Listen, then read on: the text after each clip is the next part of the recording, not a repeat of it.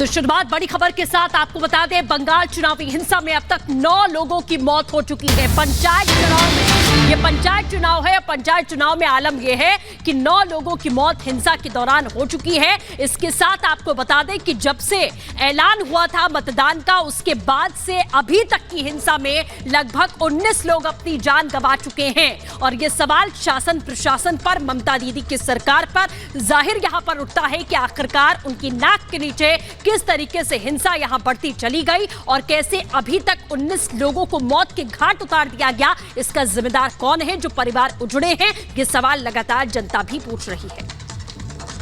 तो लगातार हम आपको बता रहे, पिछले 24 घंटे में ही 9 लोगों की मौत हो चुकी है चुनावी हिंसा में। और अभी तक अगर हम देखें, जब से चुनाव का ऐलान हुआ है तब से ही हिंसा का दौर शुरू हो गया था। पिछले 24 घंटे में 9 लोग मारे गए हैं। पंचायत चुनाव के ऐलान के बाद से अब तक 19 लोगों की मौत हो गई है। और तभी से ही सवाल उठने लगे थे कि आखिर पंचायत चुनाव हिंसा के बीच कैसे होंगे। मामला अदालत तक पहुंचा और अदालत ने यह तय किया कि केंद्रीय बलों की तैनाती के बीच ही चुनाव संभव हो सकते हैं, वरना लोकतंत्र के कोई मायने नहीं रहेंगे। लेकिन अभी भी हालात लगभग नियंत्रण से बाहर ही नजर आते हैं। अलग अलग तस्वीरें हम आपको दिखा रहे हैं। मुर्शिदाबाद हो, कूच बिहार हो, या फिर नंदीग्राम हो, या फिर 24 परगना का इलाका हो, हर जगह ऐसी तस्वीरें हैं। कई जगह लोग हिंसा की वजह से पोलिंग बूथ तक पहुंच ही नहीं रहे हैं। कई जगह बैलेट पेपर फाड़ दिए गए हैं ताकि लोग मतदान न कर पाए। कई जगह टीएमसी और खासतौर पर सीपीआईएम के जो कार्यकर्ता हैं वो आपस में भिड़ रहे हैं, हिंसा हो रही है, कार्यकर्ताओं की, राजनीतिक लोगों की हत्याएं हो रही हैं। कुल मिलाकर अभी तक 19 लोगों की जान जा चुकी है। पिछले 24 घंटे में ही 9 लोग मारे गए हैं चुनावी हिंसा की वजह से। बिल्कुल, तो ये बड़ी खबर आपको लगातार बता दें, पंचायत चुनाव के ऐलान के बाद से अब तक 19 लोगों की मौत हुई है और पिछले 24 घंटे में अभी तक 9 लोग अपनी जान यहां गंवा चुके हैं पूरी तरीके से। कई तस्वीरें सामने आई हैं।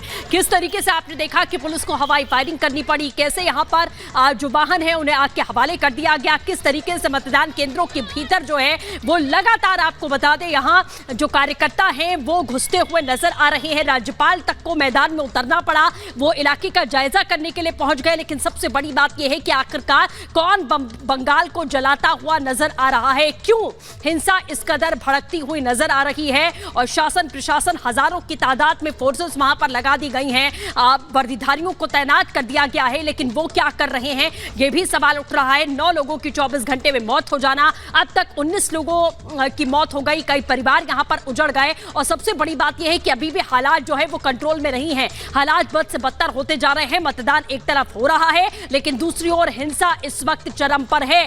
कई लोग ऐसे हैं जो बाहर निकलने से डर रहे हैं कि हम मतदान करने कैसे जाएं, जब मतदान केंद्रों के आलम यह है कि कभी भी मतदान केंद्र को भी आग के हवाले किया जा सकता है। लोग एक दूसरे के खून के प्यासे हो चुके हैं।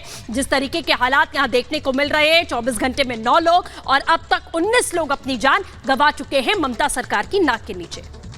तो हालात बेकाबू होते हुए नजर आ रहे हैं। एक्सक्लूसिव तस्वीरें हम आपको दिखा रहे हैं। अलग अलग जिलों में 22 जिलों की तमाम सीटों पर आज मतदान हो रहा है। अगर हम 2018 के चुनावों की बात करें तो 90% सीटें टीएमसी ने जीती थी, लेकिन हिंसाग्रस्त था वो भी चुनाव, और इस बार भी हालात कुछ वैसे ही बन रहे हैं। तो फिर ऐसे में कैसे कहा जाएगा कि चुनाव निष्पक्ष थे? तो बिल्कुल तस्वीरें लगातार आपके सामने हैं, चाहे कैम 1 देख लीजिए, 2 देख लीजिए, 3 देख लीजिए, आपको सिर्फ और सिर्फ हिंसा की तस्वीरें और बर्बरता की तस्वीरें टेलीविजन स्क्रीन पर नजर आएंगी। ये तस्वीर इस बात की तरफ इशारा कर रही है कि पंचायती राज व्यवस्था स्थापित करने वाले छोटे से चुनाव में, सबसे छोटी इकाई का चुनाव, लेकिन वो भी ठीक से संपन्न नहीं करा पाना, ये इस बात की तरफ इशारा करता है कि आखिर राज्य की कानून व्यवस्था कैसी है। ये तस्वीर देख लीजिए, 1 2 3 4 4 अलग अलग कैमरे, और बीच में आपको बंगाल चुनाव में हिंसा की तस्वीर नजर आ जाएगी। केंद्रीय सुरक्षा बल की तैनाती है, लेकिन उसके बाद भी यहां पर किस तरह से हिंसा जो है वो भड़कती नजर आ रही है। उन पर की जो कार्यकर्ता है वो हावी होते हुए नजर आ रहे हैं।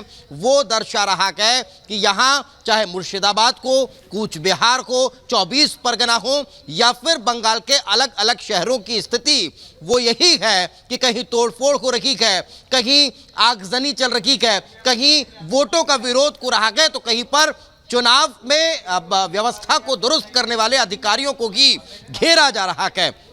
विरोध की तस्वीर देख लीजिए, वोट का विरोध इस लिहाज से हो रहा है कि ऐसी परिस्थितियों में चुनाव संपन्न नहीं हो सकते, नहीं शांतिपूर्ण तरीके से चुनाव हो सकते हैं। यह तस्वीर इस बात की तरफ इशारा कर रही है। जब से चुनाव तारीखों का ऐलान हुआ, हिंसा इसी तरह देखने को मिल रही है। बिल्कुल दीपेश, आप हमारे साथ बन रहे हैं। इस वक्त बीजेपी नेता अमित मालवीय हमारे साथ जुड़ गए हैं। मालवीय जी, स्वागत है आपका रिपब्लिक भारत पर। अमित जी, पहले से ही बहुत सी चिंताएं थी कि कैसे चुनाव होंगे पश्चिम बंगाल में, और हम देख रहे हैं कि क्या हो रहा है। बार बार भाजपा ने स्टेट इलेक्शन कमीशन से दरख्वास्त करी थी कि एक फेज में चुनाव नहीं होने चाहिए, क्योंकि पश्चिम बंगाल की सरकार के पास सुरक्षा के पुख्ते इंतजाम नहीं है।